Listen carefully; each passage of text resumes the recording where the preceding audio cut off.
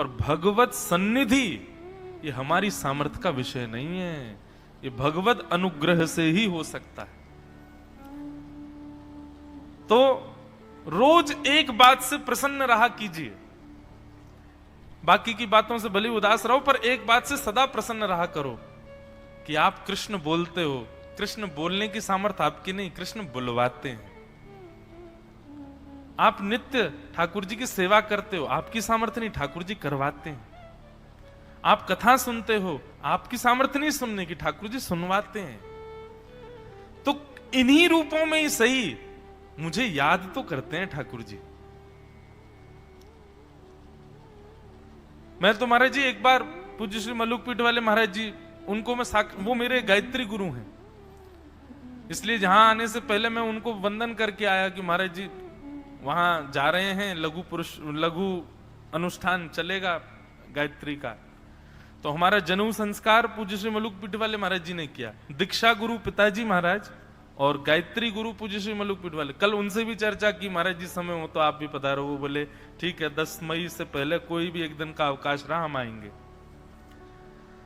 तो पूज्य श्री मलुकपीठ वाले महाराज जी से एक बार मैं निवेदन कर रहा था कि महाराज जी इतनी व्यस्तता बढ़ गई है कथाओं की कि एक के बाद एक, एक के बाद एक, एक के बाद एक, मैं खुद के कई गृह कार्य नहीं कर पाता, कई अपने और भी होते हैं। आजकल पॉडकास्ट के बड़े इंटरव्यू होते हैं महाराज जी, तो अभी विश्वास नहीं मानेंगे महाराज जी, 100 पेंडिंग हैं। अभी मैं उनको समय नहीं दे पा रहा हूं कि कब आऊं। तो पूज्य पिताजी महाराज को जब समय होता है तो पिताजी जाते हैं फिर करने के लिए।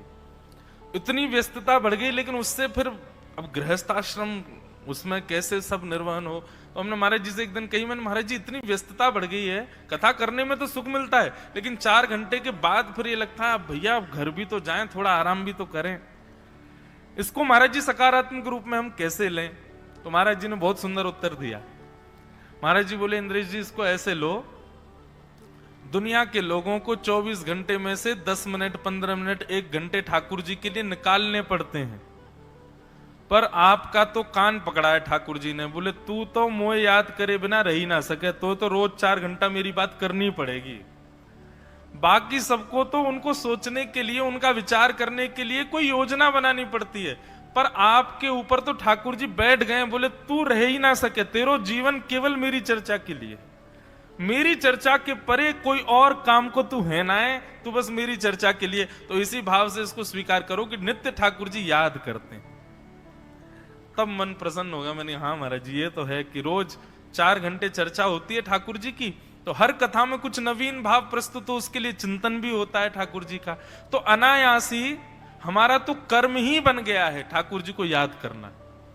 भक्ति भी यही है, कर्म भी यही है, जीवन भी यही बन गया है। लेकिन ये हमारी सामर्थ्य नहीं है, ये ठाकुर जी कृपा कर रहे हैं, अनुग्रह कर रहे हैं, इसीलिए हम उनको याद कर पा रहे हैं।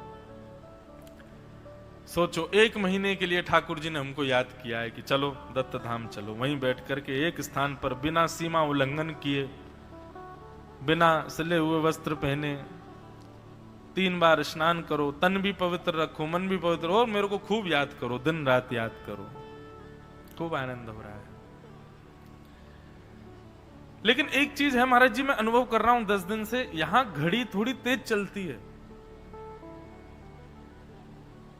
पता नहीं कभी कभी आपको अनुभव होता होगा किसी स्थान पर भी, मुझे तो यहां हो रहा है कि यहां समय बहुत जल्दी निकलता है। सुबह स्नान करने के बाद जब में बैठते हैं, जब से उठते हैं, खूब प्रयास करता हूं कि थोड़ा समय मिले मुझे, लेकिन जब तक जब पूर्ण होता है पूछता हूं क्या समय हुआ, बोले 9:30 10 बज गए। मैंने कहा बड़ी जल्दी, यहां सूर्य तो इतनी गति से भागते हैं। 10 बजे के बाद बाल भोग करते हैं, बाल भोग करके बस थोड़ा ठाकुर जी की सेवा में जाते हैं, थोड़ा देखते हैं कैसे ठाकुर जी श्रृंगार आदि, बस आकर के कक्ष में बैठते हैं, इतने में सवा जाते हैं, चलो स्नान के लिए हो गए 12 बज गए, 11:30 बज गए। स्नान करने जाते हैं, अब तो हमने गोदावरी मैया की सबरी गहराई नाप ली, कहां कहां गहरी हैं, कहां कहां ठीक हैं, कैसे क्या है, सब जगह अनुभव जैसा हो गया। स्नान करके निकलते हैं तो बस कक्ष में पहुंचते ही हमारे मंदिर जी भैया सब लोग आ जाते हैं, चलो महाराज जी प्रतीक्षा हो रही भोजन। मैंने कहा सुबह का पचा नहीं है अभी।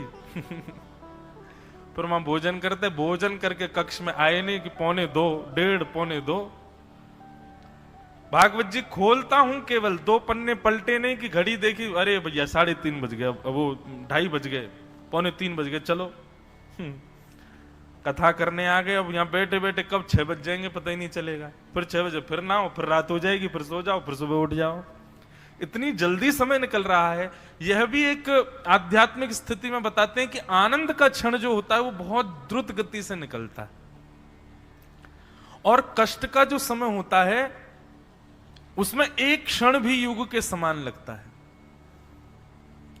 अरे भैया हमारो कष्ट को समय तो छोड़ो, गोपियां क्या कहती हैं गोपी गीत में।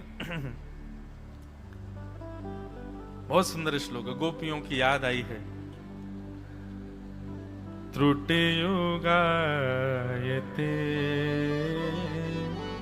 त्वाम पश्यताम्।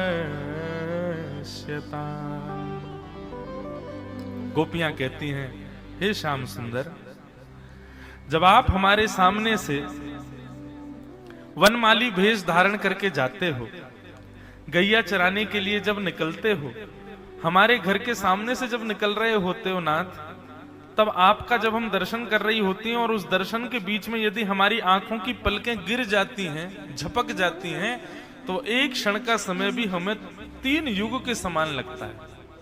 बहुत सुंदर वर्णन है। अटति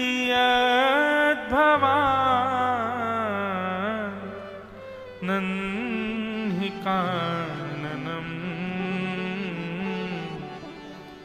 त्रुटियुगायते त्वाम पश्यताम्।